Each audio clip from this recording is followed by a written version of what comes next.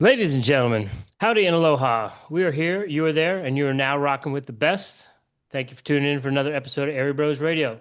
Tonight we're stepping back onto the cross country course with returning guest who's no stranger to building programs from scratch. Coach Isaac Wood is with us this evening. Last time Coach joined us, he was stacking up national titles at Salt Lake Community College. Now he's taken on a new challenge leading the University of the Pacific as head cross country coach and assistant track and field coach. He's charged with launching Pacific's men's cross country program this fall and elevating the women's squad in Stockton, California. But before we get rolling, y'all know the drill. Hammer that like button. Make sure you're subscribed on YouTube. Drop a comment. Every view, review, and share helps us grow and give back to the sports we love. Follow us on Instagram, YouTube, Spotify, and Apple Podcasts. And as always, let's not forget we're here to shine a light on the program's people and stories we wish we had access to growing up. If you or someone you know is chasing their dreams in athletics or beyond, please share this episode with them. Now let's lace them up and welcome back to the show, Coach Isaac Wood, the University of the Pacific. Coach Wood's highlights as the new head cross country coach and assistant track coach at the University of the Pacific, starting the men's program from scratch, as I said. While he was at Salt Lake from 2022 to 2024, he built the program from 0 to 5 NJCAA national titles in just 3 seasons. He was the 2023 NJCAA Coach of the Year, in addition to the Utah Governor's Coach of the Year State of Sport Award. He's known for developing athletes quickly into national contenders and helping them move on to Division I and Division II opportunities. Now tasked with laying the foundation for Pacific's next 5 to 10 years in cross country and track and field. Without further ado, it is an honor and a pleasure to have you joining us again this evening, Coach. We do greatly appreciate your time. Welcome back to Air Bros Radio. Wow, let's go, huh? Man, I'm I inspired myself really. Just hearing all the things that I've done. It's like, man, is that even me? No, I'm just kidding. No, I that's pretty cool. Thanks for having me back on. It's such a great program. Love the vibe, love the energy, and just excited to chat again. Thanks for bringing me back. Yeah, we are stoked to have you back, and we follow the Stride report and the other outlets and stuff, and we saw that you were making a move and heading a little bit further west. We figured we'd reach out to touch base with you, connect, and see how all that stuff is going. Hear about the University of the Pacific and what you got going on, what you're thinking for the next 5 to 10 years, and all that good stuff. So before we get too far into it, again, anywhere you want the fans to find you, recruits to find you, find the program, anything you got going on social media you want to plug or promote, the floor is yours. Awesome. Yeah. Would love to see some growth on our team's Instagram, especially it's at Pacific underscore XC underscore track. Follow me on Instagram at Isaac EW. That's ISAACEW. And I don't know if I really do anything too special in there outside of just repost our team stuff, but on occasion I give some words of wisdom that might be worth listening to or not. But I love and appreciate anyone who has supported us in every way, small or big, over the last few months since we started at Pacific and or since I started as a head coach at Salt Lake Community College. Really grateful for anyone who's supported me on my journey, including the Airey Bros who give me this platform to talk as well. So thank you. Absolutely. We'll put all that stuff in the show notes for you. We'll get that Airy Bros bump over there on YouTube. And again, our goal with doing this is, we're originally Jersey guys, and our goal is to have someone from the state of New Jersey on every coach's team that we talk to. So if we can get some kids from the East Coast to do the Manifest Destiny and join you, that'll make our hearts happy. So we'll do Love it. everything we can. But with that being said, last time we spoke, you were in Utah. Now you're in Stockton, California. So I guess how's it going, and what brought about the move? We know that not too long after the announcement was made that you were taking on the job at the University of the Pacific, there was the unfortunate news too, that they were not going to be looking for a replacement for you at Salt Lake. So, yeah, how's the Yeah. move going for you, and how's everything in California treating you? Last summer, spent 2 weeks in Paris at the Olympics, and we did a bunch of other traveling. And my wife and I were like, "Man, we're so looking forward to a relaxed summer," and then found out my wife was expecting, and we I kind of got wind that Salt Lake was considering um some changes in the way that they ran the athletic department. And um, there's a sustainability committee for athletics that I wasn't even involved in, which was a little weird because I was like, I mean, although I'm new to the school, I've had a decent amount of success quickly. Maybe I'd be someone worth talking to about what I think would be good to keep athletics rolling, but I was not invited in that, and that made me a little nervous. And after some conversations about scholarships and budgets and stuff, when the Pacific job opened up, I saw it and I reached out to the person who had been in the role before just to make sure they were okay. And after talking to them, they were like, actually, yeah, I'm now going to be the director and I need to hire a head coach. Um, and he was like, would you be interested?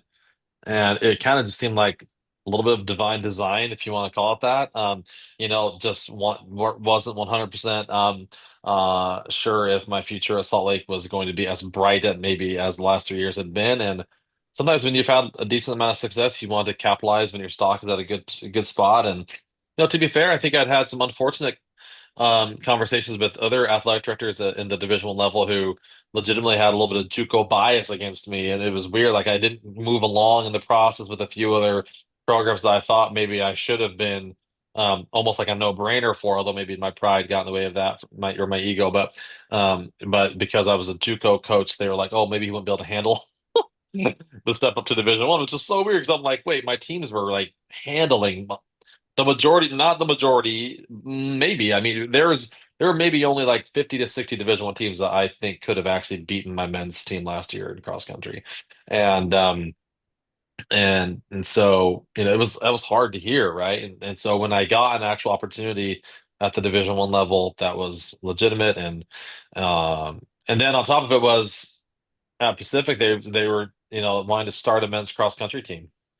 And in the current, college athletics climate, who's starting teams right now? Right. Right? It's the opposite, right? And so how cool is it to be a part of a program, athletic department wise, that is excited about keeping sports there and reinvesting in it. And so that was, some of the key factors to my decision to leave Salt Lake and to take the Pacific job. I also was familiar with Stockton because I actually did my LDS mission in Stockton. So it was not going to be an unfamiliar place for me, which made me feel a little more comfortable about bringing my family out there. Is there anything in building the program? I know you just got there, but building the program at Pacific that reminds you of what you were doing at Salt Lake? Yeah, the one thing that has been really cool about just starting a culture from scratch has been everyone on our team that decided to join us, I feel like sacrificed a little bit to come, whether that, for any of the myriad of reasons that they could have. And so they all want it really bad. Like they all want to be good. And that was one thing that I loved about my team at Salt Lake Community College was that everyone there was at a community college really for one reason. And it was just to give themselves another chance at college athletics and maybe not to settle on a 4-year school they weren't as excited about and be a part of a junior college team that they felt like that could elevate them. Everyone on my squad here at Pacific, man, they care a lot and they want it bad. And I don't have to worry about motivating people to want to get better. It's more just molding and providing opportunities that's really my job. And that has been felt really similar to the vibe as it was in Salt Lake. What is your goal for year one? Yeah. You know, Do you have goals yet? Is it too early to ask that? no, I've always got goals. Um, That's a great question. So, to be fair, the women's team last year was last place at the conference meet, last place at the regional meet, and so obviously, I think any improvement from that would be wonderful. I honestly think we're significantly better than the team was last year. Brought in four pretty good women that I think can make an instant impact. I think there's a few women that have returned that have um, that are motivated. I think they're ready to prove that they're not that they want to be a part of a program that isn't the team that's getting last in the two major meets of the year. And so, I think being a mid-pack conference team on the women's side would be great. And then on the men's side, we were preseason picked way higher than I thought we would be for a team that didn't exist, just a couple months ago. I'd like, if we're going to look at a quantifiable thing, I'd love to be mid-pack again in the West Coast Conference for the men as well. But most importantly, if we're talking about gold, I want all the athletes on my team to have an experience that they can be proud of, a season that they can be proud of, and produce outcomes that they feel like was them doing their best and fulfilling their potential. Honestly, that's so cheesy, but that really is like what I care about more than anything else is like I want people who run in my program to be able to look back 5, 10, 15, 20 years after being a part of the program and being like, man, it's hard to know you're in the golden age when you're in it, and then you look back and there it was, and that was like the golden age of their running career, or maybe not running career, but of their life, just this time with this team and the opportunity they had. I want them to look back and kind of view it that way. That matters a lot to me. Coach, there's some Utah gentlemen on the roster. Are those people that ran for you at Salt Lake? Yeah, I got a few people who ran for me at Salt Lake to join me, and recruited a few kind of like um other like a couple high school kids that were going to come run for me at Salt Lake that decided to come to me at Pacific. And I did my best to get as many Salt Lake kids as I could. The problem is by the time I had made the decision to take the Pacific job, when I knew that the Salt Lake team was kind of not going to probably be around for much longer, most of the like a lot of the athletes on my team had decided to take offers other places, because other Division 1 schools, because they didn't know I was going to be moving on. But those who were going to just return back to Salt Lake, I was able to get a handful of them to come join me, and I'm grateful that they did, because it really helps with the culture. It's easy for them to be able to look at to talk to others on the team who haven't been coached by me before and say, hey, this is how Coach Wood is. He is a little neurotic. No, he's kind of like this, and that, but he's helped us get a lot better, and he cares about us and that kind of thing. And so, I'm really glad that we were able to get those, to bring in some of those from my previous team. Yeah, that's going to be super beneficial. And there's always the transfer portal, so maybe those other ones that had made decisions before you made your decision might come find you again and be a part of what you got going on, knowing how good you do things and how well everything worked for them previously. I'm curious, what kind of student athletes are the right fit at the University of the Pacific? Yeah, it's an interesting school. It's depending on the outlet you look at, top 85 to top 100 academic university in the country, pretty highly ranked. One of the highest ranked private schools in the West. I think Stanford, USC, and then Pacific are in the same conversation. So that's cool. So if you have a strong desire to be part of a really great academic university, and I think especially like things like pharmacy, dental hygiene, they have a great law and dental school that, easily transfer, undergrads can, have pretty good access to those programs. Most people who go to the University of Pacific and get that undergrad degree from there are, going to get a really good bang for their buck for, just their initial earnings.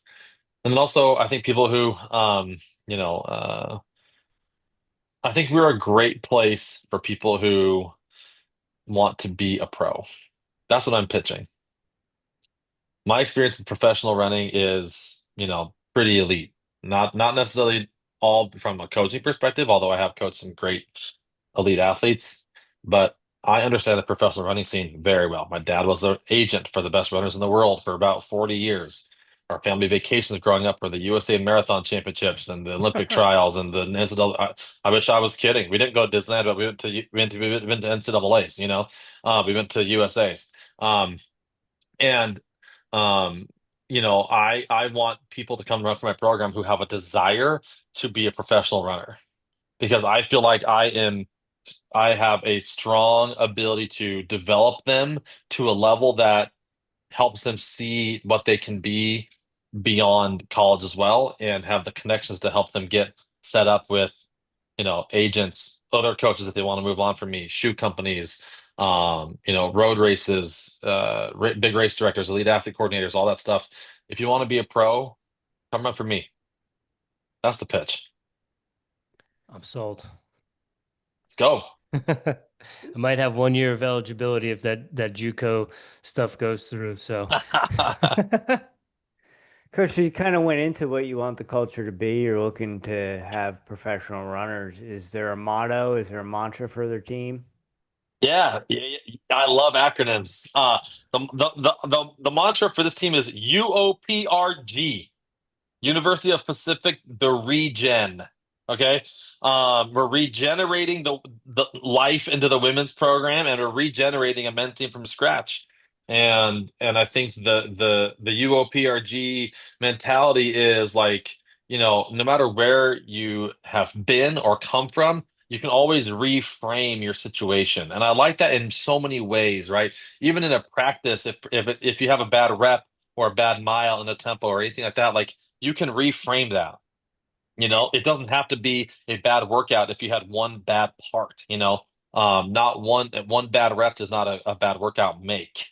I think that you can still overcome that. And then, the regen and maybe a career, maybe your running career hasn't gone the way you thought it was going to be in college, but we can help you regenerate or reframe what that career looks like. Maybe it's a regen in just your desire to run post collegiately, things like that. So that's the one thing we've been talking about a lot. We just had our team camp, and UOPRG was a big part of that. And I think we want to just regenerate excitement around this program. You know, in the local area, just even talking with high school coaches and recruits and things like that. Like we want to be the initial place that people who live within an hour to 90-minute radius from our campus think. When I think about running in college, University of Pacific is one of the first schools I think about because I don't know if that has been the case previously. And so we want to regenerate that excitement and that positivity towards our program and reputation. If there's a student athlete out there listening to this episode and they hear you and they might not have the marks, but they want to be a professional runner, they have the passion for it. Are you willing to take a look at them? Yeah. Honestly, we have some guys on our team with high school marks that maybe you wouldn't have exactly put that at Division 1, but they love running and they that passion has allowed them to, you know, like you if you were to see some of them in practice, see the way they approach practice and the way they approach, running as a whole and their life as a whole, you'd be really impressed with them. You wouldn't think like, oh, this person has these high school PRs. You'd be like, wait, this person loves the sport. And this person, um, approaches practice and approaches running in a way that makes me think that they're high level. And sometimes you have to act like you're a certain way before you can get to that way, right? Almost like the fake it till you make it mentality. And so anyone who I think has a desire to be at that level and wants to be coached in our system and go to our school, I mean, there's conversations to be had for sure. I'm in, Rich. We know Let's you love ride. we know you love the acronyms. We know you had one at Salt Lake. I'm curious, did you bring the Hoka sponsorship with you? We have a sponsorship with Adidas, and as a school, that's our sponsor. So I would have loved to have done that just because I have a great relationship with Hoka. Those are great guys. Craig Lutz and Craig Vanderoff at Sound Running, and Jake Champagne and Alex Lohr with Hoka. Those guys are awesome, and loved our partnership.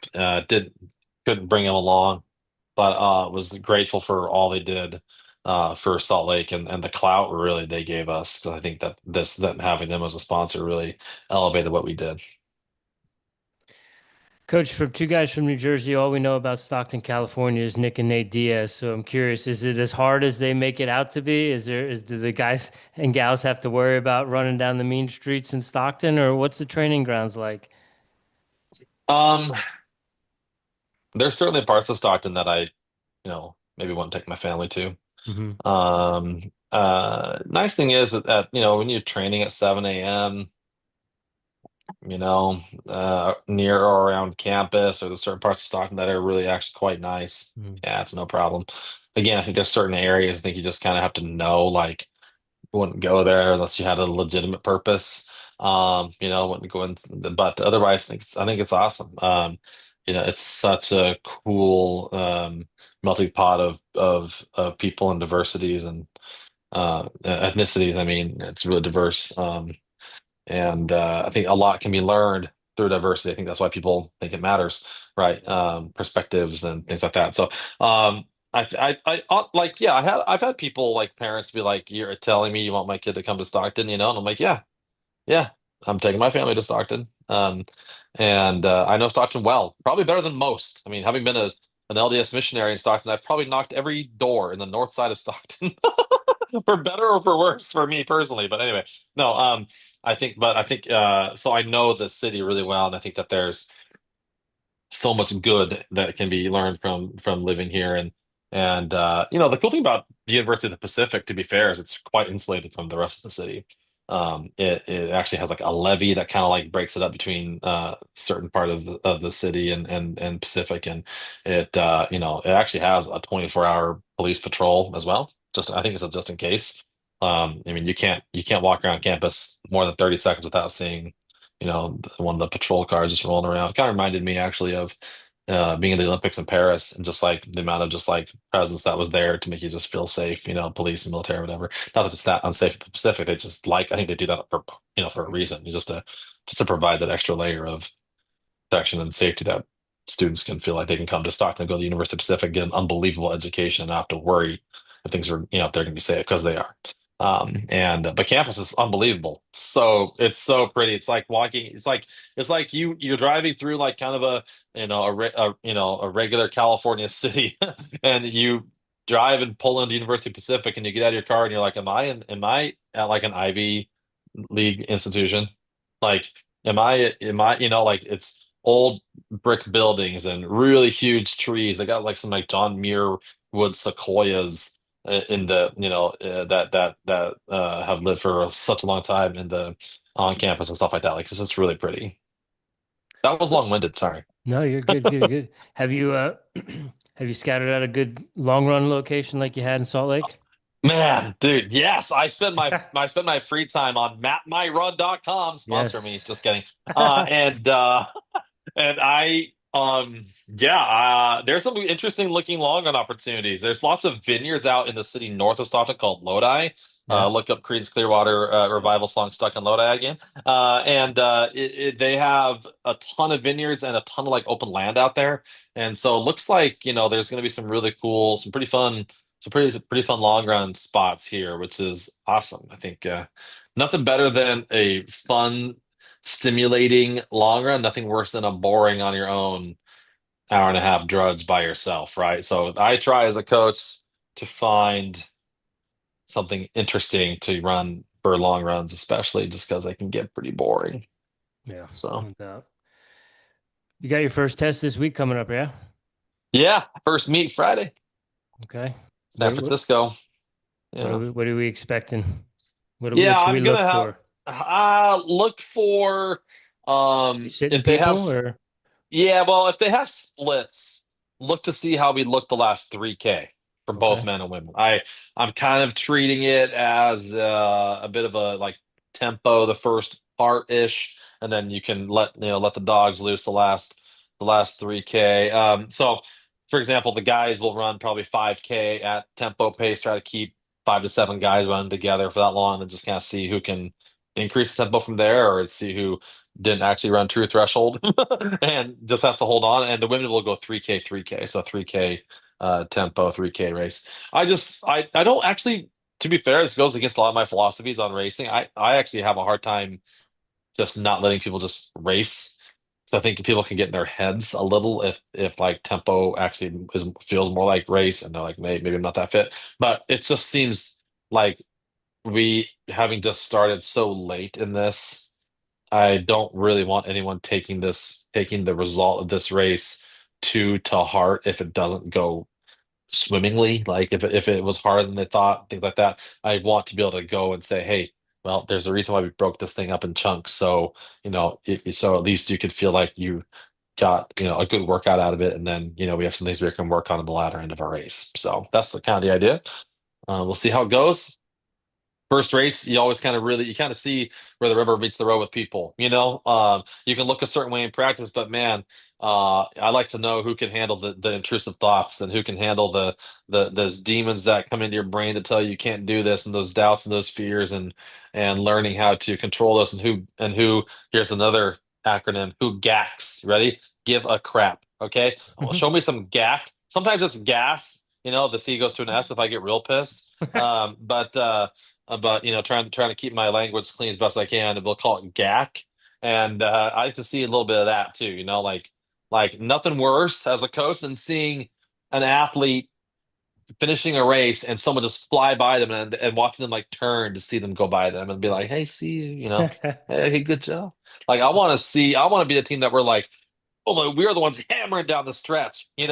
That like that finishing strong matters more to us than anyone else. So I'm excited to see, who has those natural instincts to do that and who we're going to have to maybe educate and teach and motivate and inspire to be a little bit tougher down the stretch, that kind of stuff. So it's great. First race is always great for that. Yeah. Coach, we know your seasons. We know you've been around the game for a while. Do you feel you can get a gauge of that stuff in practice and you have a pretty good read on athletes, or have you had athletes that completely, oh, you don't have any gack. You don't have any gack when it comes to it. Yeah, it's crazy. Racing is so different. I think sometimes coaches get it wrong that like that they hit race pace stuff so much in practice they think they can know who's going to be able to do that in a race, and I just don't think that that's it. I think obviously you got to turn the legs over at the pace you're going to race at from time to time in practice. Of course, like I'm not saying that that's not what you do, but sometimes I think coaches hit it so hard that by the time they get to a race, kids are cooked. Because it takes a lot longer to recover from the VO2 stuff, right? Mhm. But the threshold stuff, you can recover from that in a day. And get more work done, and you can still increase your ability to run a faster race pace. And I think I learn quickly based on how people look in a race who doesn't have as much gack as another, okay? But most importantly, who maybe is working out too hard, and maybe who I need to kind of hold back a little bit on the reins and say, hey, I think we need to back things off a little bit. I think I'm a fan of, it's been amazing to me to see athletes that I've coached who, maybe touched like who like would run like, 13:58 or 13:59 or 14 flat, 13:40 for 5K, or even 16:50. I think our school record at Slip was like 16:56 for 5K. Who like that pace in practice, they maybe ran three times at the end of like a 10 by 800-meter session, you know, and like it wasn't like this like constant like. We hammer this pace over and over again because we're going to drill this pace into them. That's not really how it works. And I think sometimes coaches get so caught up in that and try to do these like simulator workouts, or we're gonna do this workout that's gonna show us what we can do in a race. I think you do workouts to prepare you to give your greatest effort in a race and allow you to explore those limits over a 5, 6K, 8K, 10K distance and see how tough you really are. Because the race is the true test, is the true celebration of fitness. If the workout is a celebration of fitness, then you're doing something wrong. And so it's a good chance for me, a race is as well, to reflect upon the way I'm coaching, the way we're running our training, and just making sure that we're doing it right and that people are hitting the right stuff in practice to prepare them to do the real thing in a race. I appreciate that perspective. Rich will tell you, as a runner, I was a practice guy. As a wrestler, I had that gack. That's why wrestling was my sport of choice. So I appreciate that perspective. I know we're still early in, but has it been hard to be in the rebuilding phase coming from where you came from at Salt Lake? Yeah, I mean, I think I'd be lying to you if I said it was like, I didn't miss what I had at Salt Lake. Not because I don't love what I have at Pacific, but I had 85 athletes coming to that team for this fall, Wow. and now there's 15 there. And we had a total control over, not total control. That's not fair. We had a stranglehold on, on recruiting in the state. in terms of like if they weren't going to BYU or maybe another D1 school that in the area that was giving them a good scholarship, they were probably coming to me. I mean, yeah, some chose other schools. Snow College is a junior college that got started a program a couple of years ago, and they're kind of on the rise. And that's where a few of my kids went, and they're going to be good. And Southern Idaho was times to get kids that I wanted and things like that. But I think in general, we were, and I miss kind of that like no brainer. Like our program was such a no brainer for kids when I would recruit them, and I want Pacific to get there, and we will. And I'm not saying it isn't a no brainer for a lot, but I have to get there and have to redo that because that took some time at Salt Lake.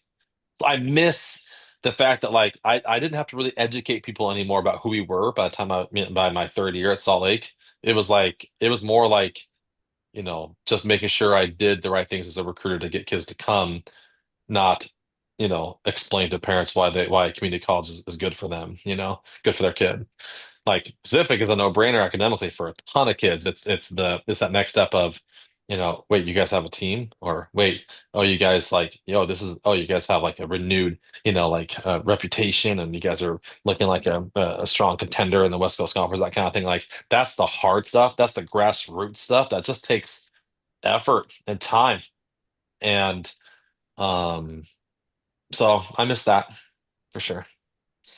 I want to get into the long-term vision, but before I do, I'm curious when the announcement was made, did you get a lot of emails from the other JUCO coaches like, oh man, I'm so sorry to see you go, but congratulations, best of luck to you. You know, I had a couple people reach out. Yeah, You kind of find out who your friends are when you make big changes like this, yeah, no doubt. like who your real friends are and who just and then maybe who never liked you the whole time, and that's okay too, Sure. There was a book when Diljit Taylor just got first started at BYU. I was the director of operations in the program, and my office was 5 feet from hers for 5 years, 5 years. And she had this book on her desk that I thought was such an interesting title of a book. I've never read the book. I don't know really what it talks about in there, but I can probably tell you. But the book title was The Courage to Be Disliked. And I think about that from time to time because I am a people person. I want to be liked, you know. And sometimes though, I think you have to have the courage to be disliked in order to do the thing that's necessary in your job, your family. You gotta make hard decisions. And so I think that, I had to make the hard decision to leave junior college and move on to Division 1. And, that might have caused, and I had to also try my best to be as good as I could at the junior college level, right? Like, you know, any competitive person is going to want to win. And so with winning and success, it's going to come some people who don't like you. That's Sure. okay. Yeah. Can't please everybody, you know. Gotta look out for It's number one so first and hard. foremost. You know, you guys ever watch the TV show Recess? Yeah, Maybe the I'm too cartoon. young. Yeah. Yeah, Yeah, I the grew up cartoon on that Recess. cartoon. Let's Saturday go. mornings. Okay. Let's Heck yeah, we go. did. Yeah, okay. There's the main character, Mikey. No, is that his name? I think so. The guy with I the red think hat, so. right? With the red hat. Yeah. There's an episode that I think about all the time. There he is someone in the class doesn't like him. Okay.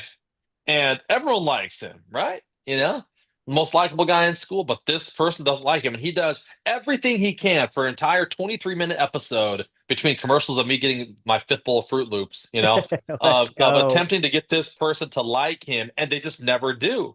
And I think about that too from time to time. Like it's amazing how those of us who are wired like that, like it's crazy the lengths that we will go to try to get someone to like you, who like will probably like they're like, why do we care that much? Uh, there's a quote that says like, we spend money on things we don't need to impress people who We we don't don't even like like. Fight Club, Tyler right? Durden. Yeah. Yeah.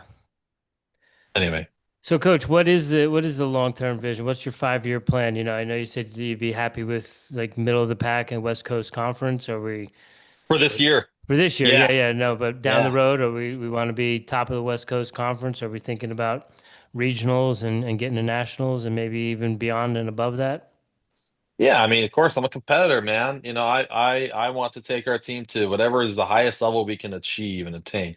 I do think, with some reason. We will probably have the lowest scholarship totals between men's and women's in the entirety of the conference this year. It's not easy. I'm hopeful that if we have a decent amount of success, that we'll then be able to, you know, um, you know, gain more and have more reason to give us a little more in that regard. Um, but I would hope by 5 years in, let's say 5 years in from now, you bring me back on the show, and I would be hopeful to say that we have had several handful of athletes make it to the West prelims on the track, that we've been ranked, we finished top 10 in the West region across country multiple times, with either qualifying for nationals once as a team, or at least getting really close, and maybe getting an individual qualified to the NCAA meet a handful of times at least. That's kind of my thoughts and my hope for now. We bringing in athletes that I think in several years will be, ladies that will break 16 minutes for 5K, and guys that will break 13:40 for 5K. I think we got the people that can do that. It's just a matter of just time and building it. So, but that's the vision for sure. And the university has three campuses, correct? Yeah, So what? I'm assuming all of athletics is in Stockton. they are. Yeah. They have, the law school and the dental school are in Sacramento, and then they have some other classes and things taught at their San Francisco campus. But What's most everything, the hub is in Stockton. yeah? What's the undergrad population there, roughly? Estimate here, I think 3,500 to 4,000. Okay. And then they actually have more graduate students than they do undergrad. Really? Yeah. Okay. So I think they're at about 9,000 total between the two. Okay. Coach, how has your role changed at the University of the Pacific as it was at Salt Lake? I don't have to do as much administrative work, which is so nice. The director of the program, Josh Jones, he's awesome. He does a lot of it for me, and I have an assistant who does the other stuff. Heaven knows I'm the worst receipt reconciliation person on the planet. And oh my gosh, like just getting me to actually like take a picture of a receipt and file in the index of where it belongs to is nigh into getting a third grader to do math. Just highlighting what's happening outside my door here. But anyway, I think you know, I'm happy about that. What else has changed? Um, Maybe for the better. Obviously, I think we have a better operating budget, so I think we can go and do some things that we were probably doing at Salt Lake, but we can continue to do at Pacific.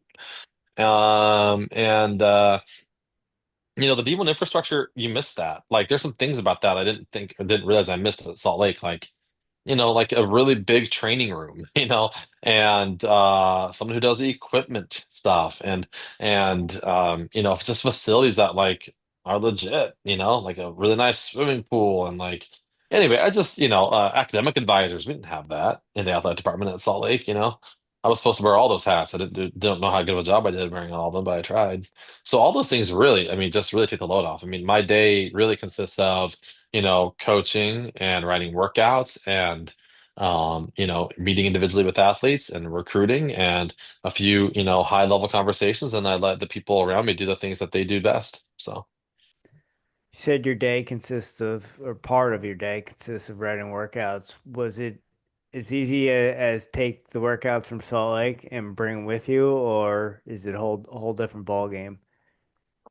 you know, um, I don't know. I really haven't asked this question to other coaches before. I actually would be curious to know what they've done when they've gone other places. Certainly, I harkened back to my peer. I keep track of my periodization on a Google sheet, and I write every workout out. And then after every workout happens, I actually go back and give it a code: green, yellow, or red. Green means it went better than my expectations.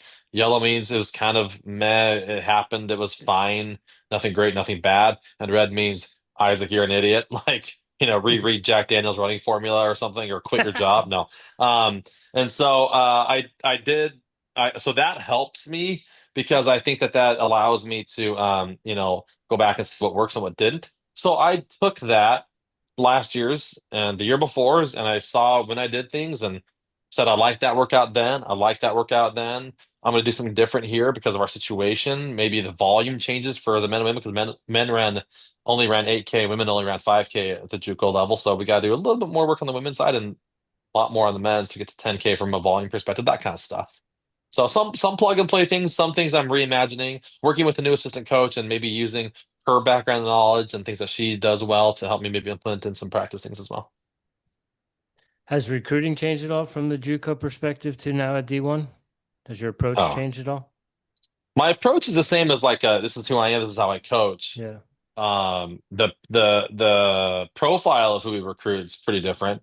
I mean, I'm recruiting still a lot of Utah kids because my ties are there, right? And I Yeah. think Utah kids fit well in the academic and athletic profile of Pacific, so that's good. And I think that I can continue a pipeline there. But it's definitely not like, I mean, where I lived in Utah, within a probably 20-minute drive of me, you could find 30 guys under 930 in the 2 mile and 30 women under 1130, or 30 guys under 425 and 30 women under 520, like I don't have that per se. The depth in Utah is crazy. And so from a recruiting perspective, I'm not doing as many home visits and that kind of stuff yet. I just feel also like, dude, I spent all summer just trying to get kids to come for this year that now I've got to now that my team is here, I've kind of got to reset my brain a little bit. I got to regen myself, reframe it, and kind of get after the class of 26 and this upcoming year's group. And so it's changed in the sense that I don't know if I quite have the local ties yet, but I'm working on them. And my assistant coach is actually from the area. That was a big reason why she got hired. Is I think she adds a little bit of that connectivity there. Um, and but the pitch is the same, and the way I run the program is the same. And so that's that. Those are maybe the contrasting things. Right on. Well, I'm excited. You guys are going to Hawaii next was it 2 weeks or Yeah, yeah, in 2 weeks. Yeah, I hope I get to go. My wife is very, very, very pregnant. So there's a chance I don't get to go on that trip, and that's okay. I'd rather be there for the baby. I think we all would. yeah. But if it's not here yet, I think I'll plan on going. But Hawaii will be a good trip. It's a good culture sustaining opportunity and a good way to kind of keep things rolling and have a kind of a meet that feels a little bit less pressure, which is good. And then we'll hit GRIAC, um, big meet in Minnesota, tough course. And then we have a little bit easier course at our home meet, and the Bronco Invite is ripping fast, and then conference at West Coast Conference in Spokane, and then regionals up the road in Sacramento. And you just never know. Maybe we get somebody to nationals. So that's how it goes. That's the season. Okay. And I guess you said in conferences in Pullman, so Washington State's in there now this year. Spokane. The Spokane. Spokane. I'm Sorry. sorry. Yeah, no, yeah, Spokane. Washington State, Oregon State, Gonzaga are in the conference for another year, and then they'll go to the Pac-12. Okay. Okay. Yeah, so things open up for us a little bit in that regard too. Those are Yeah. some good schools, some good programs. So I'll be happy to slide into some of those slots that they are leaving. Hopefully, Was that's the it hope. did you have to do your recruiting pitch to get your wife who was expecting to make the move or It was was a that great. It was a strong recruiting pitch. Yeah, no, for sure. I mean, it was not an easy decision in that regard. yeah. Yeah, changing insurances mid pregnancy and Yeah. medical providers and changing schools for a third grader, stuff. But here we are. Right on. Oh, yeah, Is man, there we're doing it. We're doing the thing. Let's is go. there any culture shock for you and the family? I know you said you spent time in Stockton. It's been more than I thought I would like to admit. Like, just not even like big things, but just like little things. Having to stress about where you put your thermostat at, you know. Like, dude, in Utah, I just set the thing at 71. I still paid like $100 a month and didn't care. Here, if I set that thing at 71 for the day, I think I'd be, spending a mortgage payment on my power bill. I think, there's some just smaller things. I think, obviously, Utah and California are different, and so I think there's been a little bit of culture shock. But we've been here a month-ish, and so it's getting better, and have a good community here already. Nice thing about being a member of the LDS faith is the community is strong wherever you go, wherever you live, and it's organized. So kind of have an instant built-in community through the church. That's nice too. Coach, is there anything about the University of the Pacific that we haven't spoke on that you want our audience to know? Um, I've never been a part of a university whose academic side of the school is as invested as they are in athletics. Never have. They are so invested. In fact, they have like a a university like um intentional outreach program with like various members of like the executive team, vice presidents of the college, things like that, who are assigned to a sport, not a faculty athletic rep. No, no, that's the thing you have to have in NCAA for each university. But this is like people who are like vice presidents of student affairs or vice president of this thing who are assigned to your sport and they meet with you once a month to make sure you're okay and that you got everything you need. Like that is cool. That doesn't happen. Like that is such a really neat concept for me to be a part of a university who just really cares about athletics that much. It's awesome. Yeah, that is definitely a plus. Yeah. Coach, we did the Final Four with you not too long ago, so don't want to go into that. But I have one kind of non-running question for you. You said you did your mission work for LDS in Stockton. Do you have any funny stories about going door to door and people not being too happy with you? Yeah, no, for sure. I mean, this is a long story. I'll keep incredibly short, but like, I had a guy stick a gun to my head and make me buy him beer and cigarettes as a Mormon missionary. I bought my first 12 pack of beer and my first carton of cigarettes in my life, and only, to be fair, uh, as a Mormon missionary. So, when a guy does that to you, you just do what they say. You just kind of say, sure, just don't kill me. So. Yeah, that's a fun little morsel. I don't have too much PTSD from that, thankfully, actually. So that's otherwise it would have been hard to move back here, but I'm okay. I made Well, it. we're glad you made it. Me too. Thanks.